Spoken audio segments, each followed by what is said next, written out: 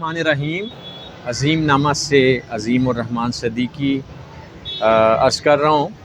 اور جیسا کہ میں نے پہلے بھی آپ کو بتایا کہ مطالعہ پاکستان کے بارے میں ہم جو ہے طلبہ کو اہم چیزوں سے روشناس کرانا چاہتے ہیں۔ ان کی کتاب میں جو سلیبس ہے اس کو سمجھانا چاہتے ہیں، ان کو آگاہی دینا چاہتے ہیں کہ وہ سمجھنے کے بعد خود سے لکھنے کے قابل ہو سکیں۔ تو اس سلسلے میں 9th اور 10th کا جو مطالعہ پاکستان ہے اس کا ایک تعارفی پروگرام ہم کر چکے ہیں، وہ آپ دیکھیے۔ اور 10th کا ایک پروگرام آ چکا ہے۔ آج ہم جو ہے 9th کلاس کا مطالعہ پاکستان جو ہے جی اس کا ہم آغاز کر رہے ہیں۔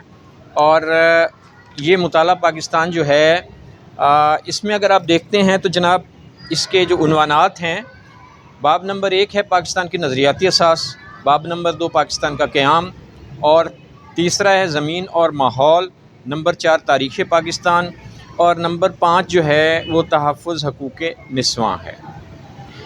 اب یہ 5 اہم چیپٹر ہیں، اور میں یہ چاہوں گا کہ ہم ایک ایک چیپٹر کو اور ان کے عنوانات کو لے کے چلیں آپ کی کتاب کے ذریعے، تاکہ آپ جو ہے نا اس کو بہتر طریقے سے سمجھ جائیں۔ اور میرا مطمع نظر یہ ہے کہ سمجھنے کے بعد آپ اس کا جو مشقیں ہیں وہ خود سے کریں، خود سے لکھیں، خود سے بنائیں۔ یہ نہ کریں کہ آپ جناب گیس پیپر وغیرہ کا سہارا لیں یا آپ کو لکھا لکھایا بنا بنایا ایک چیز مل جائے۔ تو اس طرح یہ ہے کہ جو ہے آپ کا ذہن نہیں بن سکتا، آپ سمجھ نہیں سکتے کسی چیز کو۔ تو اس لیے میں عنوانات کے تحت آپ کو سمجھاؤں گا، پھر آپ نے اس کو خود سٹڈی کرنا ہے اور پھر اس کو جو ہے لکھنا بھی ہے۔ اس سے نمبر بھی زیادہ آئیں گے، آپ کا ذہن بھی بنے گا، اور آئندہ مقابلے کے امتحانات کے لیے بھی آپ تیاری کر سکتے ہیں۔ تو یہ 9th کے لیے ہیں، لیکن 9th کے علاوہ دوسری کلاسز کے بچے اور جنرل نالج کے لیے اور CSS کے لیے جو بھی تیاری کر رہے ہیں، ابتدائی وہ اپنا ذہن جو ہے نا وہ بنا سکتے ہیں۔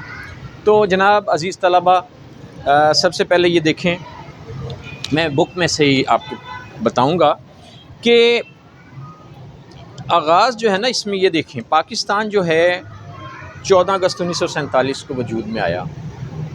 بہت سی اقوام 20ویں صدی میں انہوں نے آزادی حاصل کی۔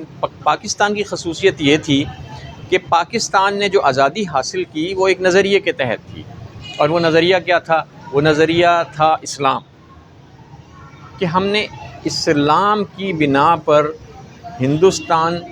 ہندوؤں کے ساتھ نہیں رہنا، ہم نے اپنا ایک آزاد ملک بنانا ہے،